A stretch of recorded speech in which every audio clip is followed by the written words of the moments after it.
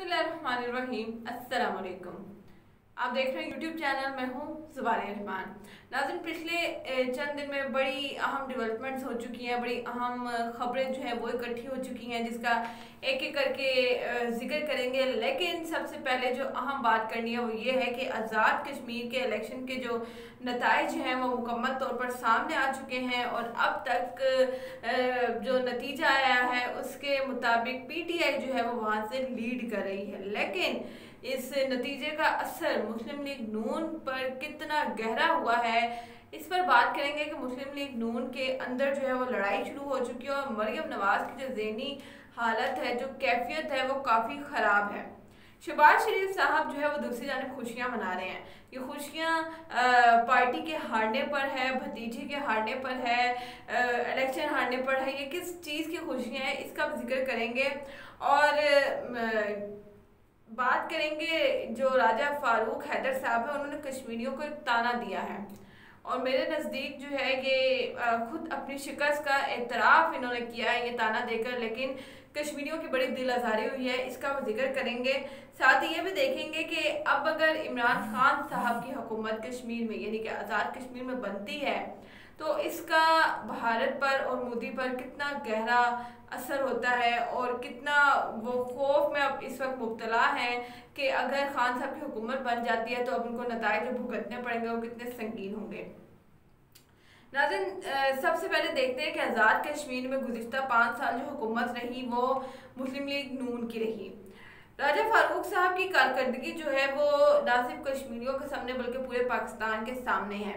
इंतहाई मायूस कुन रोल उन्होंने प्ले किया, इंतहाई मायूस कुन उनका किरदार हमेशा सामने आया और मेरे नज़दीक जितनी मैंने उनकी तकारीर खुद सुनी है, जितना मैंने उनसे बात की है, मुझे यही लगा कि ये दिल से कोई भी बात नहीं करते कश्मीर के बारे में। ये सिर्फ जाहिर करते हैं कि इनको बड़ा दुख है। अक्सर मैंने उनको जो है वो कई इवेंट्स पे जो है वो रोते हुए देखा है कि और इस तरह से वो रोते हैं कि लगता है कि कश्मीरियों का इतना दर्द इनके अंदर भरा हुआ है इनके दिल में, लेकिन चेहरे से वो कहते हैं ना कि आपकी आंखें और आपकी जो बात है वो आपको साथ नहीं देती है, जो भी है। खैर, तो इनकी बातों से हमेशा ये लगा कि ये ड्रामा करते हैं, ये इनकी बातों में सच्चाई नहीं है। जिस दुख का ये इजहार कर रहे हैं मीडिया के सामने या दुनिया के सामने, जो बातें ये कर रहे हैं ये दिल से नहीं कर रहे।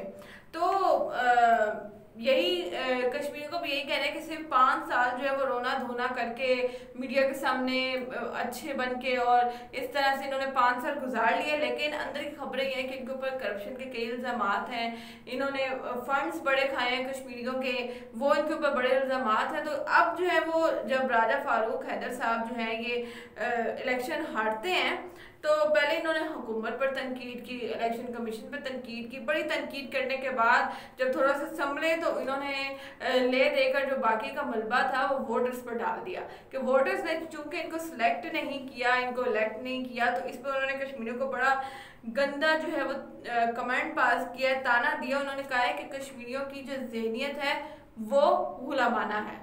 अब आप अंदाज़ा लगाएं कि ये मीडिया टॉक करते हुए जो है पहले पूछते हैं कि क्या ये लाइव है। जब उनको पता लगता है, कंफर्म होता है कि हाँ जी लाइव है, पूरी दुनिया आपकी बात सुनने का जो है वो इंतज़ार कर रही है, आपका तमाशा देख रही है, तो फिर इन्होंने कहा कि कश्मीरी गुलामाना ज़हनियत से बाहर नहीं निकल पाए।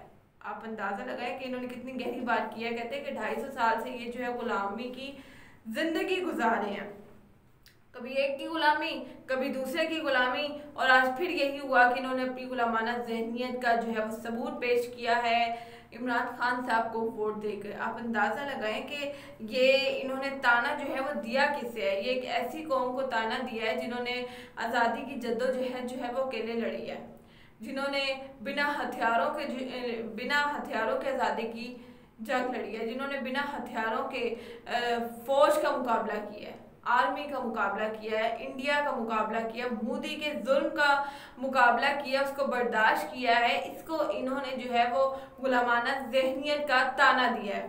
कश्मीरियों की इसकी वजह से जो है वो काफ़ी दिल आज़ारी भी हुई। और यहाँ एक सवाल बनता है कि जब 5 साल पहले कश्मीरियों ने आपको वोट दिया था तो क्या तब वो गुलाम नहीं थे? क्या तब उनका जहन गुलाम नहीं था? अगर तब वो गुलाम नहीं थे तो आज कैसे गुलाम हो गए और आज उनका जहन कैसे गुलाम हो गया? आज जो है जो इन्होंने गुलामाना जहनीत का ताना दिया है, वो दिया भी सिर्फ इस बात पे कि इलेक्शन हारे हैं, वोट नहीं मिला तो कश्मीरी जो है वो गुलाम हो गए। लेकिन जब तक आपने वहाँ पर हुकूमत की है तब कश्मीरी गुलाम नहीं थे। मुझे लगता है नाज़रीन के कश्मीरियों ने अपना बदला जो है वो इंसाफ से खुद ही ले लिया है। इनको वोट ना देकर, इनको इस बार ना जितवा कर कश्मीरी जो है वो ऑलरेडी अपना बदला ले चुके हैं। उन्होंने इस बात का सबूत पेश किया है कि अब वो फाइनली गुलामी से बाहर आ चुके हैं। अब बात करते हैं कि पाकिस्तान मुस्लिम लीग नून जो है वो इलेक्शन हारी क्यों है। कल से मैं काफ़ी जो है वो डेवलपमेंट्स देख रही थी, कभी एक जगह तसादुम, कभी दूसरी जगह तसादुम, बहुत सारी चीज़ें हो रही थी, लेकिन वक्त नहीं मिला कि इसके ऊपर बात की जाए। तो आज जो है वो मैंने काफ़ी चीज़ों को मर्ज किया कि हुआ क्या बेसिकली।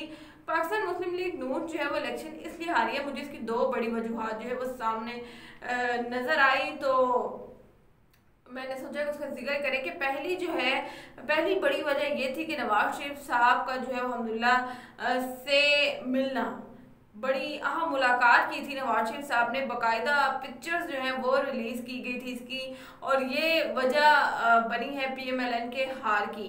क्यों? क्योंकि कश्मीरी जो है वो हर चीज़ बर्दाश्त कर सकते हैं। कश्मीरी जुल्म बर्दाश्त कर सकते हैं, कत्लो गारत बर्दाश्त कर सकते हैं, नाइंसाफ़ी बर्दाश्त कर सकते हैं, लेकिन पाकिस्तान के खिलाफ नफरत, पाकिस्तान के खिलाफ इश्तियाल अंगेजी ये बर्दाश्त नहीं कर सकते। तो नवाज शरीफ साहब ने उसी का सबूत पेश किया। अल्हम्दुलिल्लाह साले को मोदी का जो है वो एजेंट कहा जाता है। मोदी जो कि गुजरात का कसाई कहा जाता है, जिन्होंने कश्मीरियों पर जुल्म की जो है वो इंतहा कर दी और उसकी कहीं कोई मिसाल नहीं मिलती, उसके एजेंट से जो है वो नवाज शरीफ साहब बड़ी बाइज्जत तरीके से जो है वो मुलाकात कर रहे हैं, उसको घर बुलाते हैं और बाकायदा जो है वो तस्वीरें शेयर की जाती हैं। और ये वही अल्हम्दुलिल्लाह मोहित है जो कि पाकिस्तान को गाली देता है, जो कि पाकिस्तान के खिलाफ जहर उगलता है।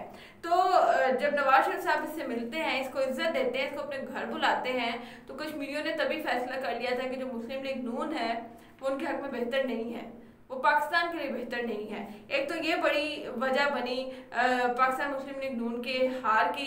दूसरी बड़ी वजह नवाज शरीफ साहब की साहबजादी और उनकी नफरत अंगेज तकारीर, उनकी फौज को गाली, उनकी इदारों को गाली, उनकी बच्चा बच्चा कटने की धमकियाँ, जंग की धमकियाँ, उन्होंने अपनी जितनी तकारीर की उसमें पॉजिटिव कोई बात नहीं की, कश्मीरियों की कोई बात नहीं की। उन्होंने बात की अपने वालिद के जीत की, उन्होंने बात की जंग की, उन्होंने बात की कुर्बानियों की, क्योंकि कश्मीरी जो हैं वो जो कुछ भी कर रहे हैं उनके वालिद को सिलेक्ट करने के लिए करें। और यही उनकी तकारीर जो है वो चलती रही थी, यही नफरत उन्होंने फैलाई है। और इसी नफरत का जो है वो नतीजा ये निकला कि कश्मीरियों ने उनको इस बार वोट नहीं दिया। दूसरी जानिब शहबाज शरीफ साहब जो है वो पाकिस्तान मुस्लिम लीग नून के हारने पर बहुत खुश हैं। वो खुश क्यों हैं? क्योंकि आपको याद हो कि जो उनकी भतीजी हैं उनके साथ कहीं भी ये मौजूद नहीं थे, किसी भी कैंपेन में ये मौजूद नहीं थे, किसी जलसे में ये मौजूद नहीं थे। क्यों? क्योंकि इनका मुफाहमत का बयानिया मरीम नवाज साहिबा के बयानिया के साथ नहीं मिलता। तो जब एक का बयानिया दूसरे के साथ ना मिले तो दूसरे की हार पर जो है उससे खुशियाँ मनाई जाती हैं। इसके हवाले से जो भी अपडेट होगी वो आपके साथ ज़रूर शेयर करती रहूँगी। अब तक के लिए इतना ही, मुझे दीजिएगा इजाज़त। अल्लाह हाफिज़।